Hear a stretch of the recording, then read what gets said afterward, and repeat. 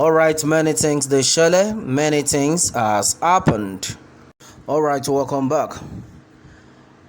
Ipob needs referendum, not Asylum. Nnamdi Kanu replies UK government.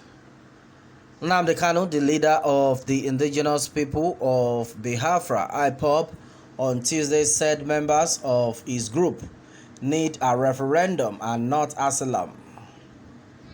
Until this, Nnamdi Kanu was reacting to reports that the UK government was ready to grant asylum to members of Ipob. This was, however, condemned by the Minister of Information and Culture, Lai Mohammed, who said such action would undermine Nigerians' fight against terrorism and insecurity.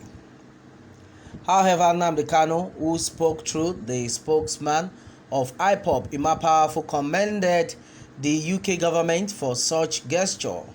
A statement by Powerful reads, "We, the global family of the indigenous people of Biafra, Ipob, ably led by our great and indomitable leader, Mazi Nnamdi Kanu, has noted with satisfaction the news that the United Kingdom has agreed to grant asylum to persecuted Biafra agitators resident in the UK.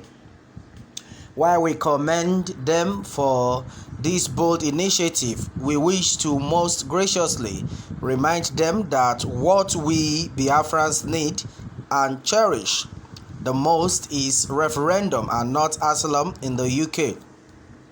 We are tired of living in bondage in the devilish contraption called Nigeria, they single-handedly created.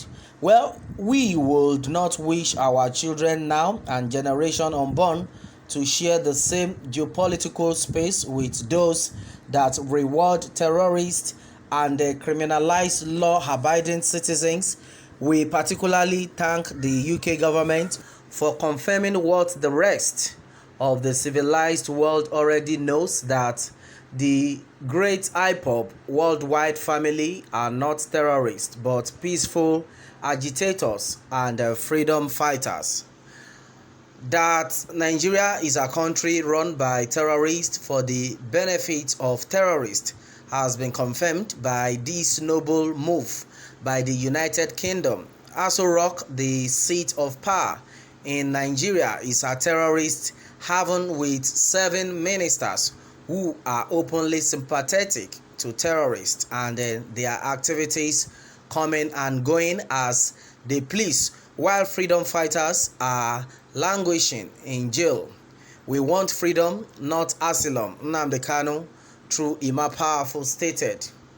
Wow, and this is serious. Well, I think from this part that I actually picked that was so touching has been that, well, according to what Nnamdi Kanu just said, he said, well, it is very obvious that Biafra Ipob is not a terrorist group.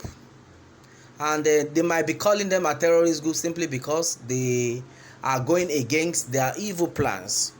Simply because they have security that is protecting their own region from allowing the Fulani security to invade the village, their town, their region, their state, and because of this they have been able to term us a terrorist group. But the whole world already know that Ipob is not a terrorist group.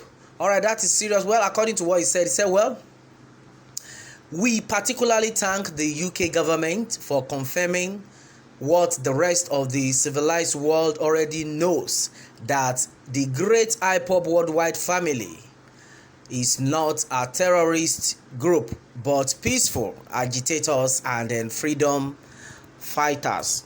And that is just the truth. These people, a lot of people have actually said that, no, as far as the Ipob is concerned, these people are loving people, they are business people, they love their lives, they love to make money, they love to be well, they love to be in good health. But the regime has turned them to a terrorist group of which they are not. Well, and Nnamdi Kanu has stated it that, well, the UK government has tried their efforts to say, okay, they want to give us asylum, but the people have said it that, well, that is not what we want. What we want is referendum. And then no majority of them have been like, we are peaceful people, of which a majority of people already know. You can imagine for their indigents to be saying that since the emergence of ESN, we have been able to sleep with our two eyes closed.